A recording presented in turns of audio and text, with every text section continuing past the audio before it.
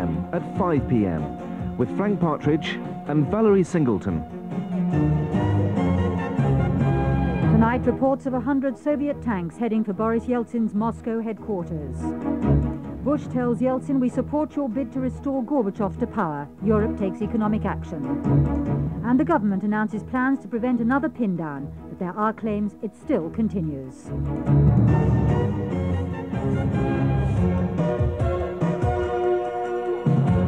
Good evening. The news summary is read by Laurie Macmillan. Tens of thousands of people are gathered outside the Russian Parliament building in Moscow to protest at Mr. Gorbachev's removal from power.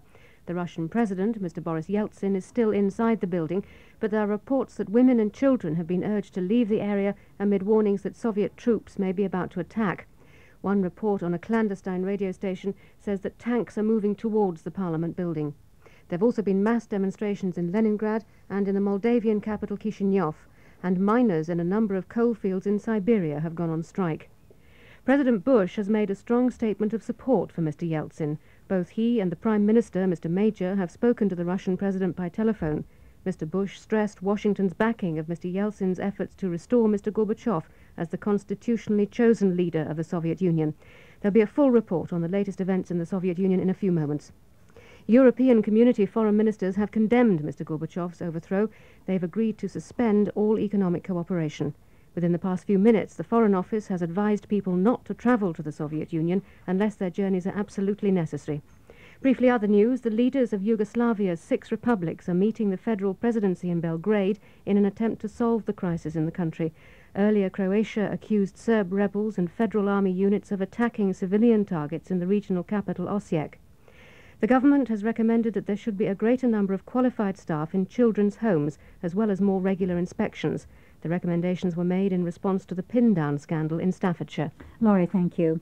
We're getting reports from Moscow that the hardline communist junta, which yesterday toppled President Gorbachev and seized power, has mobilized a column of more than 100 tanks, which is moving towards the city centre, where tens of thousands of demonstrators have gathered.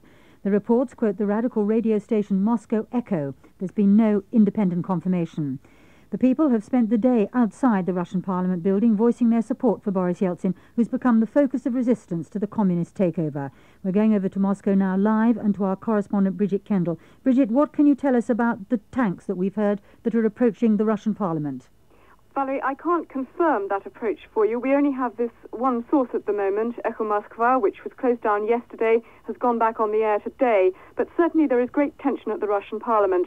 Earlier on this afternoon, former Deputy Mayor of Moscow, Sergei Skantievich, who's now a member of the Russian government, went out to warn the people around the Russian Parliament building that there was this fear that it would be stormed, and called on all women and children who are inside the building to leave it within the next 15 minutes. But there's been nothing further than that. There was one report, unsourced and unconfirmed, that military leaders had been on to Boris Yeltsin and told him to remove the barricades, or else he might expect the worst. But we can't confirm these reports, and it could be that it's just heightened fears. One must remember that in Lithuania last January there were similar fears, and then, of course, the parliament was never stormed. And we're hearing that there are tens of thousands of people surrounding the Russian Parliament, many more than yesterday, yes? I haven't seen quite that number myself, certainly thousands. Certainly this afternoon, when I was down in the centre of Moscow, people were converging on the Parliament. I should add there's also a lot of military equipment, a lot of military vehicles and troops who've been in the centre of Moscow all day. So there is, of course, a very tense situation.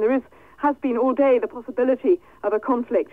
But quite how many people are around the Parliament, and whether in response to these latest fears more people are flocking there, I can't give you first-hand information. Bridget, thank you very much. If you have any more news, we'll try and get back to you during the course of the programme. Bridget Kendall in Moscow. Well, there has been one other report of the approach of the junta's tanks. We received it within the last half hour from Alexander Konovalov, who's a senior military analyst at the US-Canada Institute. That's an official government think tank which has today thrown its weight behind the opposition to the communist hardliners. I have got an information from the radio broadcast of Moscow studio, which restored their broadcasting, that some 10 columns are moving towards the building from different directions.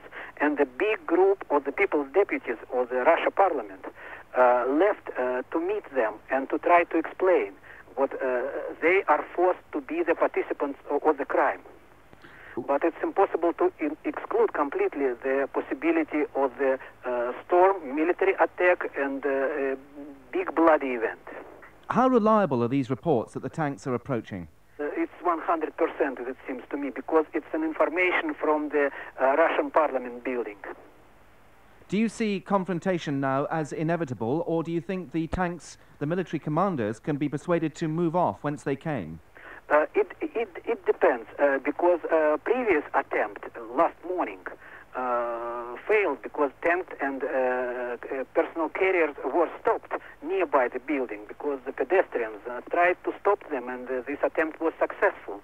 And there was a lot of meetings between the military, the soldiers, and the medium-rank officers, and they told that they are not going to shoot their own people, their co-citizens. Normally, you wouldn't expect people power to be able to resist the might of one of the world's biggest armies. Why is it that the troops who've been involved in this military takeover seem uncertain about what action they should take? First of all, I think they were not specially prepared. I mean, regular army units. And as I know, they have got the order to leave their barracks only at night in the morning on 19, yesterday. And they didn't understand correctly what is their task, because it was ordered them to move and to occupy different points. And they didn't decide to act against the peaceful co-citizens nearby the parliament building. And of course, even as you see, I am absolutely sure in the TV, Yeltsin made his first speech in the square from the tank turret. And many tankists consider that they are under, they have to order to follow the orders of the legal power, and the president of Russia is the legal power. I was talking to Alexander Konovalov of the US-Canada Institute in Moscow. Well, in the past few minutes, the Prime Minister, John Major, has been speaking on the steps of number 10 Downing Street. He's been talking about a long phone call that he's had with the Russian President Boris Yeltsin, who spoke about the crisis. President Yeltsin went on to say that he could not rule out that his building would be stormed today, though he hoped that this would be averted. Hundreds of thousands of his supporters were out on the streets. He hoped that no extreme measures would be taken against them. He expressed his gratitude in very fulsome terms for the support he had received from the West, from the United States, and from the British people in particular. John Major speaking a short time ago. Well, dramatic events going on in Moscow now, following the second successive day in which the people defied a ban on demonstrations and gathered around Boris Yeltsin's power base, the Russian Parliament building. Our correspondent Bridget Kendall was with the chanting crowd as they headed towards the demonstration. These cheers and calls you can hear behind me, a column of ordinary passers-by from Moscow, they say they are. They've gathered together and they're walking along the Moscow ring road in the direction of the Russian Parliament. I've just been speaking to one of them. He said they'd heard that Boris Yeltsin is about to give a speech there, and that's where they're going. Another of our correspondents, Tim Hewell, watched the crowd gathering at the building itself as the rally got underway. I'm standing on the balcony of the Russian Parliament in front of a vast crowd of many thousands of Muscovites, which completely fills the space in front of the building. Some people are standing on the roofs of nearby buildings. They've also clambered all over a statue to the heroes of the 1905 revolution against Tsarism. A series of deputies and well-known public figures have been denouncing the leaders of the coup. And after almost every speech, the crowd roars, "Had sud," put them on trial. The satirist Gennady Khazanov sent the crowd into hysterics just now with his normal impersonation of Mikhail Gorbachev.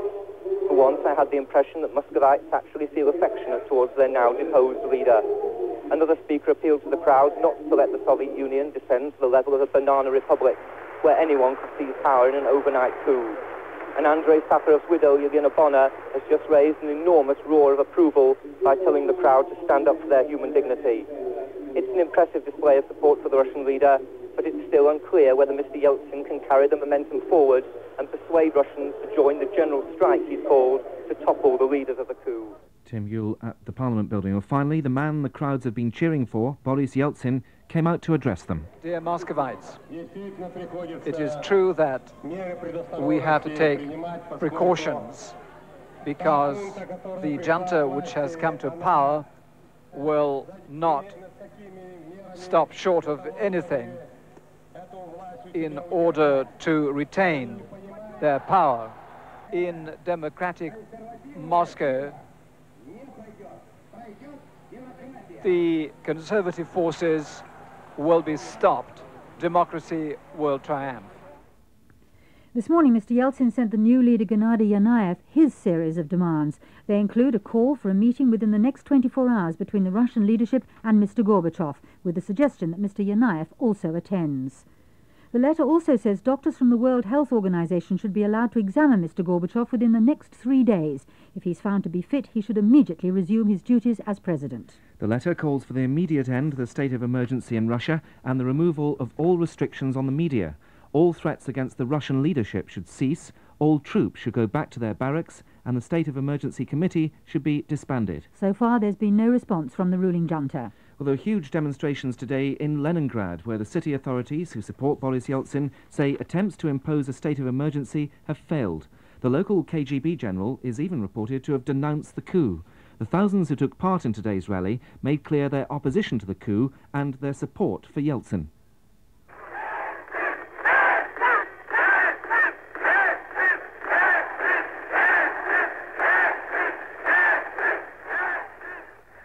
The city's radical mayor, Anatoly Sobchak, didn't hold back, accusing the new hardline government of keeping Mr. Gorbachev in custody only by physical force. The president's in the hands of the conspirators, who are putting out lies about his ill health, lies by that so-called friend of Gorbachev's, Yanayev. And the mayor's call for civil disobedience was applauded by the crowd, according to Alexander Kozyrev of the Leningrad Democratic Movement. The whole square, the people on the square, shouting and waving hands and express their support of this proposition. And there was no intervention from troops or police against this demonstration? Absolutely. They explained me that they fulfill the orders of the local government, not of the central government. Alexander Kozyrev. Well, there have been more signs of Soviet troop movements away from Moscow and Leningrad today, with the hardest crackdown in the Baltic republics. Paratroops have been flown into the Estonian capital, Tallinn, while the Soviet Navy is blockading the harbour. In Latvia, there are reports of fighting with one man shot dead, and troops have seized radio and television stations, as well as the telephone exchange. The Lithuanian president, Vytautas Landsbergis, has called for non-violent protests, but as fears grow that Soviet security forces will occupy the parliament in Vilnius, the government has sent its foreign minister to Poland to prepare to set up a government in exile. The president's spokesman, Rita Dapkus, described the show of Soviet government forces in Lithuania. There were scattered reports of Soviet military checkpoints set up at certain areas of Lithuania on highways, searching cars that are going in and out of main cities, supposedly looking for weapons. And at approximately 11 o'clock this morning, there was a demonstration taking place in the city of Kaunas, basically in support of Russian Federation Boris Yeltsin, appeal for the Soviet Union to go on a universal strike as well as other republics. That demonstration had also been surrounded by Soviet military. Rita Dapkus speaking for the president of Lithuania. So what are the tactics of the Soviet army, apparently ill-prepared for the opposition they've encountered? We've been joined in the studio now by Soviet army expert Henry Dodds, who's the editor of Jane's Intelligence Review. Mr. Dodds, just looking at the most recent reports of developments, which are that a column of 100 tanks is headed towards the centre of Moscow where the crowd have gathered. Does that seem to you a viable manoeuvre, realistic manoeuvre by the Soviet army at this juncture? Well, we don't actually know what those 100 tanks are doing. 100 tanks represent about a regiment's worth, so it's quite a major formation. But we don't actually know whether they're going to attack the building or to fight in support of those who are already there. So we know there are tanks going there, at least we know it from one source, but we don't know the exact purpose why they're going. You've been in touch today with the Soviet military. What information did you receive from them? There is tremendous confusion within the Soviet military in Moscow at the moment. There are rumours, there are some really quite wild rumours about what is going on, about who is in control. But what comes out of it all is that no one actually knows what is happening.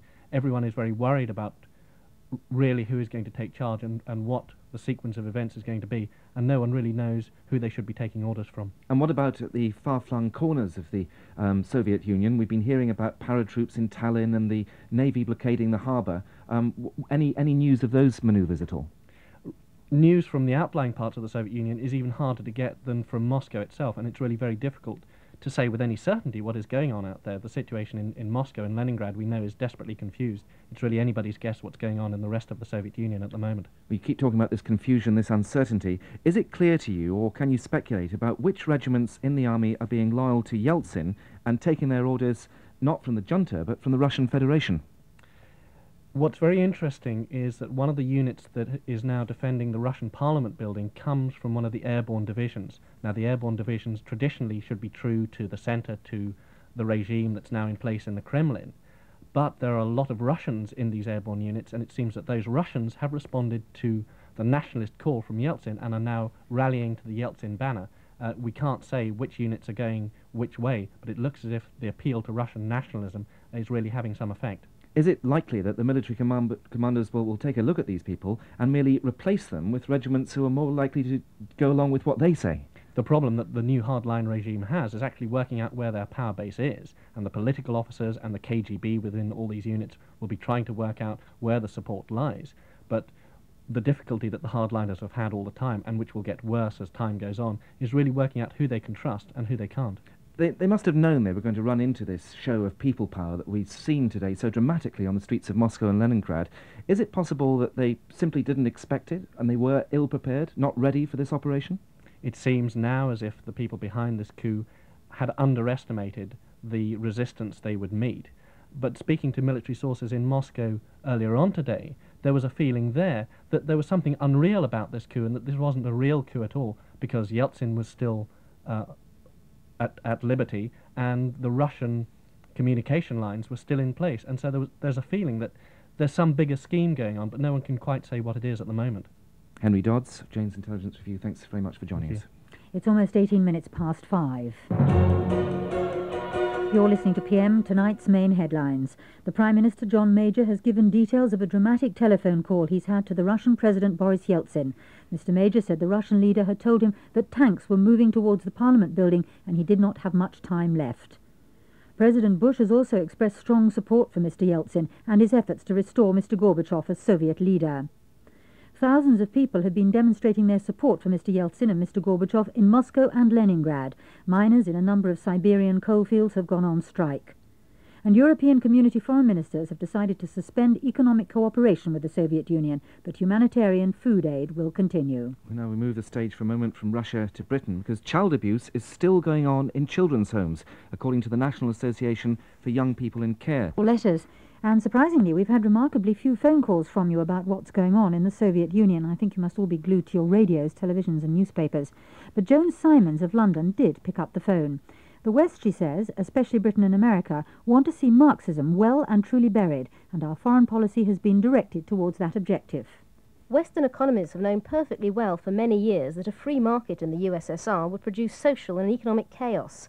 We refused to help Gorbachev because if we pushed him far enough, the real nightmare scenario for us in the West would be a truly democratically elected Soviet Union that chose the society based on the social and economic philosophy of Marxism. And now on to a variety of other subjects. Mrs. Rachel Searle from Bognor Regis, West Sussex, was concerned to hear unemployment had risen again this month and looks set to hit 3 million once more. I would like to see the government taking its responsibility more seriously by rebuilding the country's infrastructure, which would employ out-of-work construction workers. And I hope that those of us who are fortunate enough to have jobs will not be apathetic in our response to this social evil.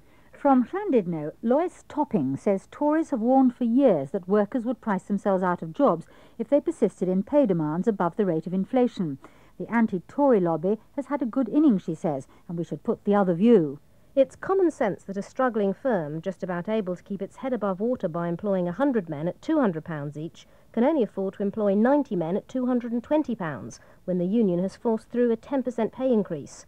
Before Tony Blair waxes so theatrically indignant over unemployment, he should look at the major part his friends in the unions play in creating it. Mrs. S.J. MacDonald from London East 18 writes in protest at what she considers the one-sided way we broadcast the case of Sarah Thornton, who is now on a hunger strike in prison, in protest at her sentence for murdering her husband. Mrs. MacDonald asks, are we really in favour of allowing women to solve their domestic problems, however awful, by murder, and sympathising with them simply because of their gender? The fact that some men in similar circumstances have been treated more leniently is to be deplored, not set as an example. And finally, Mrs. Jean Mallinson from Harwich in Essex writes about the recent horrific child murders and thinks we must now accept the unpalatable truth that no young child is safe unless supervised by a responsible adult. In an ideal world, it would be admirable to encourage children to be adventurous, but surely a slightly timid child is infinitely preferable to a dead one. Thank you very much for your letters and calls. And if you have any thoughts on what's going on in the Soviet Union, do please ring our letter line number. It's 071 636 0312, and perhaps we can broadcast your views tomorrow. Our address, if you prefer to write, is PM Letters, BBC Broadcasting House, London, W1A 1AA. The sound of Western jazz, bebop to be precise, pepped up with South American and African influences, seems an unlikely concoction to be emerging from a jazz club in Tokyo. But that's exactly what's produced by Sadao Watanabe, who's Japan's leading jazz saxophonist. He's been writing and performing his own music for 30 years and more, and he'll be bringing it to Britain for the £15 million Japan Festival, which starts next month. It's one of a series of cultural events happening throughout Britain from then until the end of the year. Our arts correspondent John Parry is previewing the festival in a series of special reports for PM, which he compiled in Japan, and it was there that he met Watanabe at his club.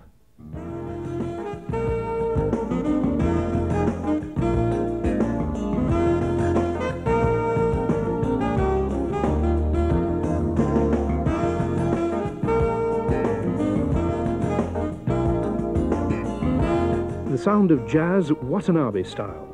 He describes it as a sort of bebop mixed with South American and African influences, and it brings in big audiences in Japan and when he visits America. In the 60s, he spent 3 years there studying at the Berklee College of Music in Boston. But Sadao Watanabe's obsession with jazz music began just after the war in Japan, when he'd rush home from school to listen to American bands on the radio. And there were the films, too. I saw a movie called Birth of the Blues. Bing Crosby was clarinet player in the movie. I impressed very much from clarinet player, so I asked my father to buy a clarinet for me, and he bought for me. That was my starting jazz life.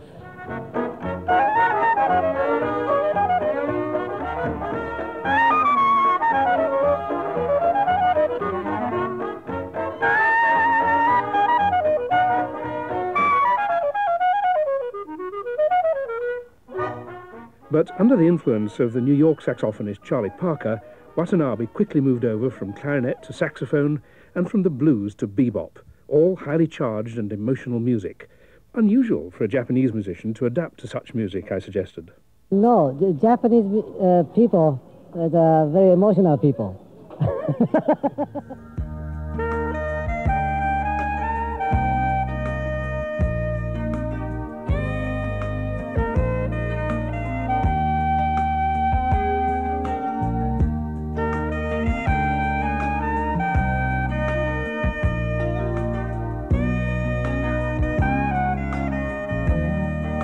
Western jazz is still very largely an alien form of music to most Japanese, though, as Richard Cook, editor of the leading British jazz magazine The Wire, suggested to me. It's hard enough for a lot of white people to come to terms with jazz, and there is an endless controversy as to whether jazz is a black music or not. So for the Japanese, who are, in a sense, one step further removed from that, it makes it even more difficult for them to fit snugly into what would be called the jazz milieu. But I don't think really that the Japanese ever sought to create innovations within jazz, but nevertheless there's a large number of good Japanese jazz musicians, most of whose work isn't really exported. And I think in that respect he's someone who would be well worth hearing from. Although he's not been to Britain before, Watanabe is very widely travelled and now regards an extended visit to Africa in the 1970s as one of the most influential periods of his career. I got a lot of impressed from African beat and the rhythms. I start writing my own music. I try to put African feelings and combine and try to make my own music. My music. I'm sorry. I cannot explain, but this is my kind of music.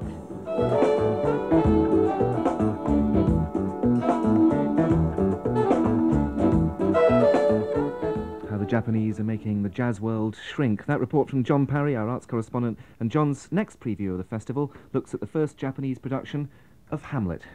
You're listening to PM, and later in the programme, John Major's telephone conversation with Boris Yeltsin, the warning that time is running out for the Russian Federation as the Red Army moves. Has the Soviet coup ended President Bush's dream for a new world order? And as the eyes of the world are turned towards Moscow, the uneasy ceasefire in Yugoslavia breaks down completely. But now the time is just after 5:30.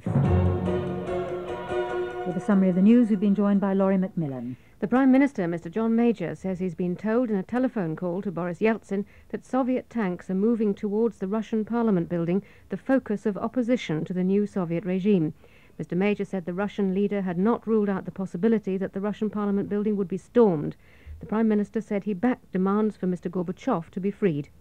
President Bush has also spoken by telephone to Mr. Yeltsin. He said he supported efforts to restore Mr. Gorbachev as the constitutional Soviet leader. He said reforms that had already taken place in Eastern Europe were irreversible. Tens of thousands of people in Moscow and Leningrad have been defying the new regime and demonstrating their support for Mr. Gorbachev. The former Soviet Foreign Minister, Mr. Edward Shevardnadze, told the crowd outside the Russian parliament that the overthrow of the president could lead to civil war. The Foreign Office has issued new advice to travellers. It says they should not go to any part of the Soviet Union unless their journeys are absolutely necessary. Other news, the government has published a report in the light of the pin-down scandal in Staffordshire. It says there should be a greater number of qualified staff in children's homes, as well as more regular inspections. In the city, the financial market saw some recovery after the shock caused by yesterday's coup in the Soviet Union. Share prices rose, and the 100-share index closed 14 points higher at 2554.5. On the foreign exchanges, the dollar weakened, while the German mark regained some of its lost ground. As a result, the pound closed a cent higher at $1.64.1, but fell 1 pfennig to 2 marks 95.6. Against the ecu, the pound fell 40 points to 1 ecu.436. A few moments ago on Wall Street, the Dow Jones average stood 9 points higher at 29.07. Laurie, thanks very much. Both the United States and Britain have today been maintaining the pressure on the leaders of the Soviet coup. President Bush, in a news conference, said their action had undermined political and economic reform in the Soviet Union. Both he and John Major have spoken to Mr. Yeltsin by telephone. A few minutes ago, Mr. Major spoke to reporters outside Downing Street and said Mr. Yeltsin had told him that time was running out and that the Soviet army was moving in on the Russian Federation buildings. He hoped that we would continue to coordinate the activities of the world community against the originators of the coup in Moscow. At that stage in our conversation, President Yeltsin interrupted to say that tanks were moving towards the building from which he was speaking. He said to me that he believed he had not very much time left. At that point, we agreed for the action to be taken. President Yeltsin asked that we demand that President Gorbachev be freed. He was the legal president of the Soviet Union. I am happy to give him the assurance that that is the position of the British government, that we do expect President Gorbachev to be freed, and we are making that crystal clear to the Soviet Union leaders who have taken part in this coup.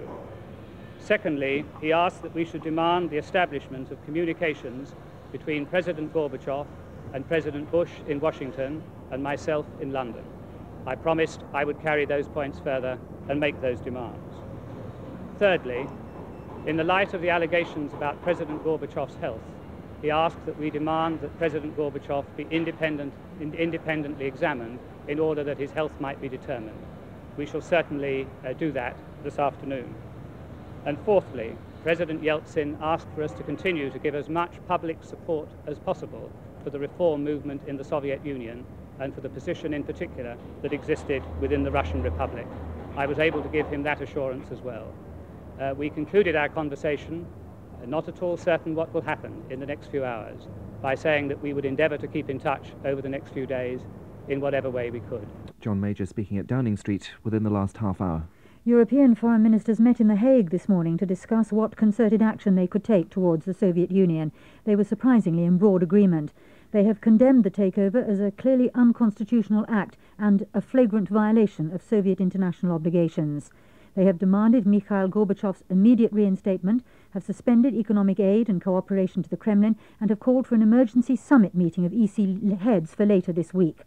In their statement, they also said the Soviet Union must honour existing treaties on arms controls, human rights, and ensure the continuing withdrawal of Soviet troops from Eastern Germany and Poland. After the meeting, Douglas Hurd, the Foreign Secretary, was asked if the ministers could have been stronger by directly linking Mr. Gorbachev's reinstatement with the continuation of aid to the Soviet Union. Well, I think we're very clear. We say he should be reinstated, that it was illegal to have got rid of him in the way that they did. And we say that we are suspending the economic help to the Soviet Union, not just because of one man, but because the Soviet Union now, under this new setup, is not respecting the promises about human rights which President Gorbachev gave on their behalf last November. So it goes much wider than the future of one man. Douglas Hurd at The Hague. Well, the European community's withdrawal of economic aid and cooperation to the Soviet Union is worth £630 million. How big a body blow will this be? Economic analyst David Roach of Morgan Stanley believes the suspension of food credits will hit the new military junta hardest as it struggles to cope with the country's mounting debts. If nobody's going to guarantee those debts, nobody's going to lend the money. And that really leaves the Soviet Union up the spout. They've already reduced imports by about 50%. They're probably going to have a very bad harvest, or at least be unable to turn it into bread. And therefore their need for grain could be something from 30 to 70 million tons of grain this year.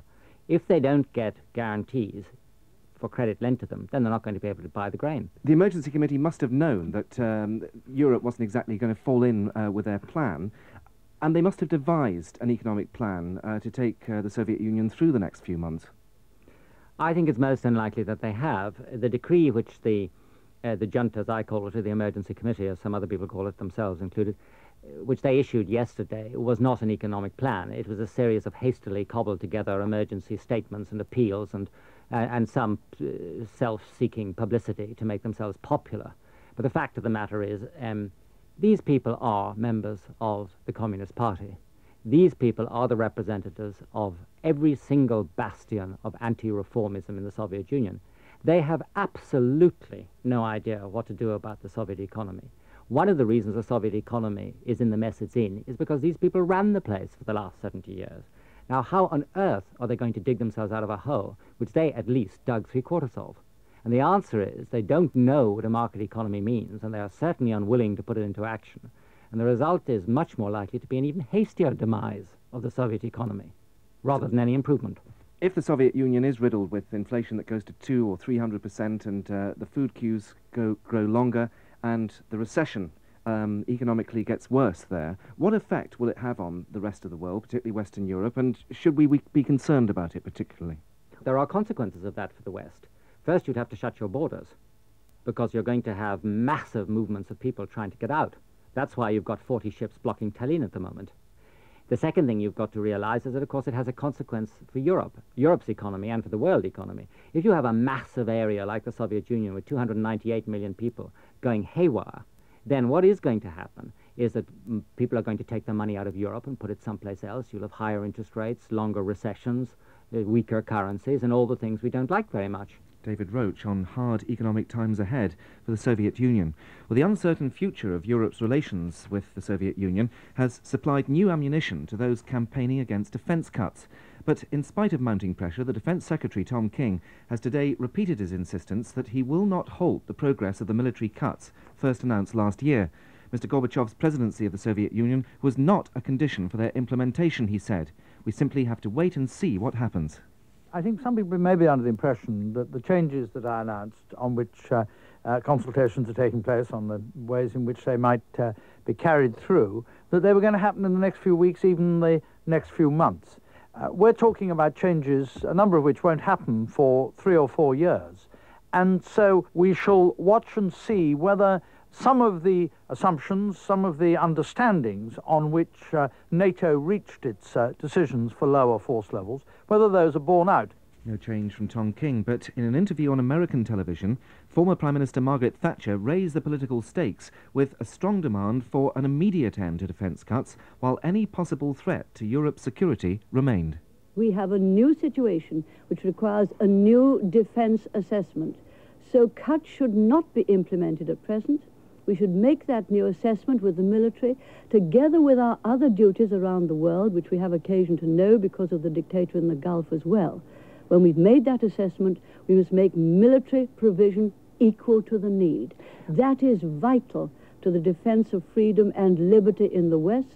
And further, we must remember that it is NATO that has kept the peace. It's NATO that's defended freedom and democracy, and it's to NATO now that we must look for the future. What would you do with treaties that now are in effect or about to become so? And I speak of the Conventional Forces Reduction Treaty and the Strategic Arms or START Treaty.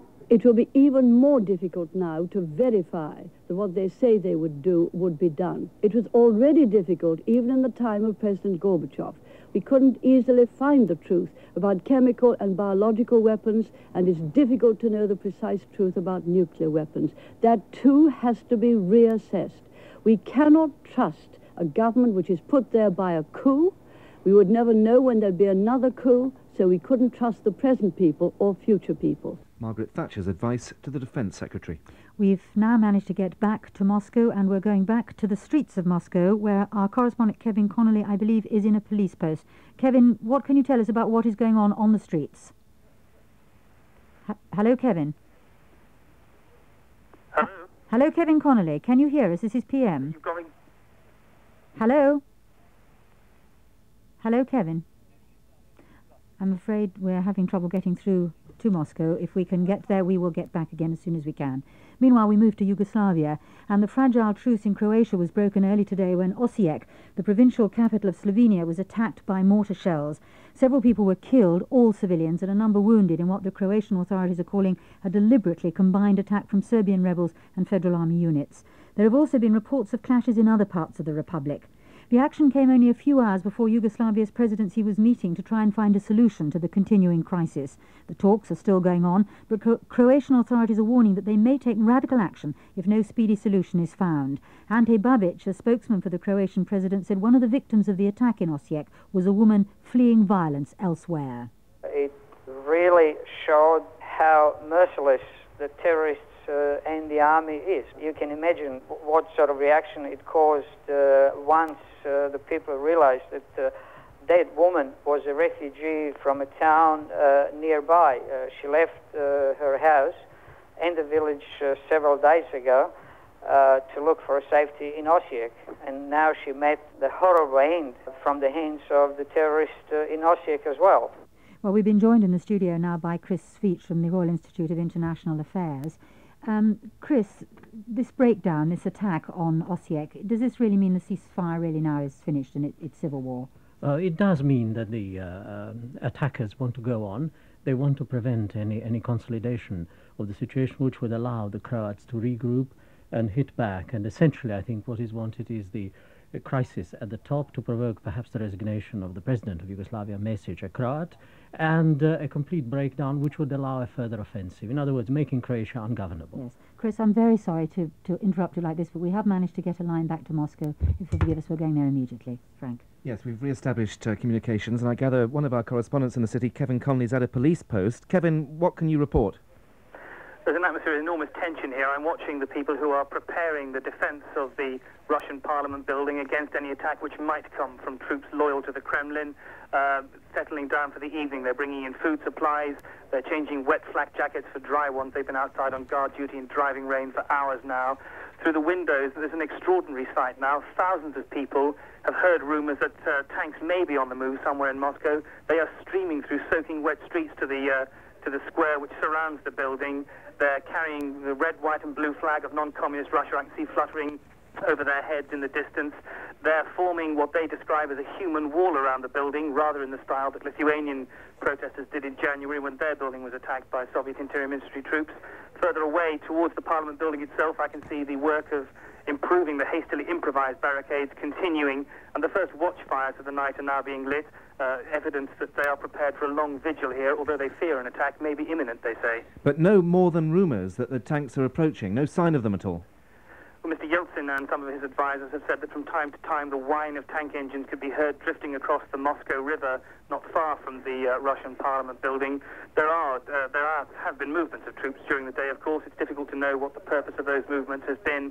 But in an atmosphere like this, with loudspeaker announcements being broadcast, calling men to the barricades, urging women and children to return to their homes, The rumours have the power to galvanise the crowd, and the atmosphere now is extraordinarily tense all around the building. Kevin, thanks for joining us. Kevin Conley with a haunting echo of Tiananmen Square. It's just after 6:15.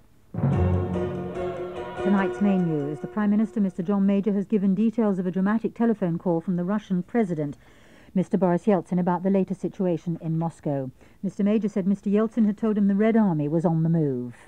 President Yeltsin interrupted to say that tanks were moving towards the building from which he was speaking. He said to me that he believed he had not very much time left. President Bush, who has also spoken to Mr. Yeltsin, has expressed strong support for efforts to restore Mr. Gorbachev to his constitutional position as Soviet leader. Tens of thousands of people have been out on the streets of Moscow and Leningrad. They are demonstrating against the new regime and in favour of Mr. Gorbachev. And European community foreign ministers are suspending economic cooperation with the Soviet Union. There's to be a European summit on Friday. And a final look now at democracy's desperate fight for life in the Soviet Union. Will those tanks reported be rolling towards the Russian Parliament building in Moscow crush beneath their tracks not only Soviet democracy, but also the New World Order, hailed so vigorously by President Bush and other Western leaders? Whatever the outcome of the hardliners' coup in Moscow, whether the junta holds on to power or not, the very fact that a Soviet president can be overthrown in this way makes that New World Order look very shaky indeed, as our reporter Phil Jones has been finding out. Our nations have moved forward in every sphere, political, military, and economic. And we stood together for the first time in 50 years to face down aggression in the Gulf. And this week we take another historic step away from the Cold War with the signing of the START Treaty. President Bush, with Mr. Gorbachev at his side, speaking at the July summit. But now his ambitious New World Order looks shaky in the extreme. The START Treaty on nuclear weapons, for instance, is in grave danger, as one of his supporters in Congress, Christopher Cox, points out. I think the treaty is in trouble, and my guess is that it is going to be on indefinite hold, at least until it is clear that it can be verified in ways subject to much more stress than anyone anticipated. To the extent that the Soviet Union was intended to be a pillar of such a new world order, clearly the edifice is tilted a bit here because that pillar is no longer there. The Soviet Union, even with Gorbachev back in the saddle, it seems to me, will be looked upon with some skepticism. And what about peace in the Middle East? This was Secretary of State James Baker's dream of an Israeli-Arab conference only a couple of months ago. Direct negotiations are the only way to solve problems and the only way to secure peace. And now there is a real opportunity to get to those face-to-face negotiations. Israel now has Arab partners willing to engage in direct negotiations. This reflects, I think, positive changes in the Arab world. But Galia Golan, professor of political science at the Hebrew University in Jerusalem, is now pessimistic. Israel's condition for attending a conference co-sponsored by the Soviet Union has always been, under Shamir in any case, a Soviet renewal of diplomatic relations with Israel, which is something that Gorbachev undoubtedly intended to do prior to the conference. Now, of course, there is very little reason, in my opinion, to expect a new regime in Moscow if there's no reason for these people will agree to renew diplomatic relations with Israel. Inasmuch as I think that Shamir probably is not anxious to go to the conference anyway and has been looking for ways to get out of it, so to speak, this will be, of course, a perfect opening for him. That report from Phil Jones. Our editor today was Chris Burkett, the producer Marian Jones. This is Valerie Singleton. And Frank Partridge. Next news on Radio 4, 6 o'clock, but from PM that's all until 5 PM tomorrow.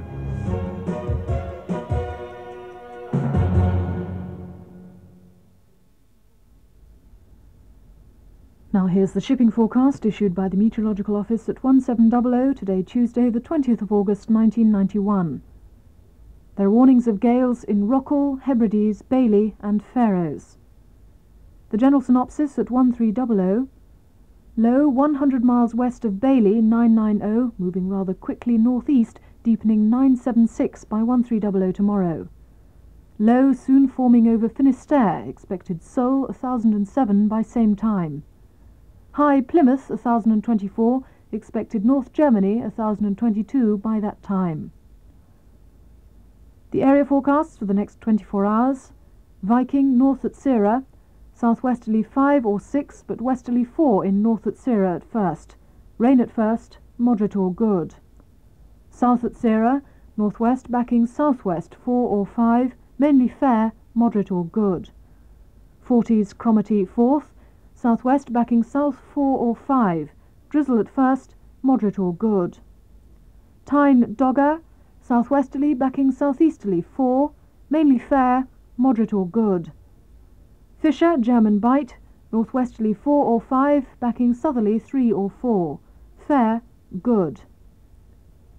Humber, Thames, Dover, White, variable 3, becoming south or southeast 3 or 4, fair, moderate or good, but coastal fog patches later. Portland, Plymouth, mainly southeasterly 3 or 4, thundery showers later, moderate with fog patches. Biscay, east veering southeast 3 or 4, thundery showers, moderate or good. Finisterre, easterly becoming cyclonic 4, then westerly 5 or 6, thundery showers, moderate or good. Seoul, southerly becoming cyclonic 4 or 5, thundery showers, moderate or good. Lundy, Fastnet, Irish Sea, southwest backing southeast 3 or 4, mainly fair, good becoming moderate or poor.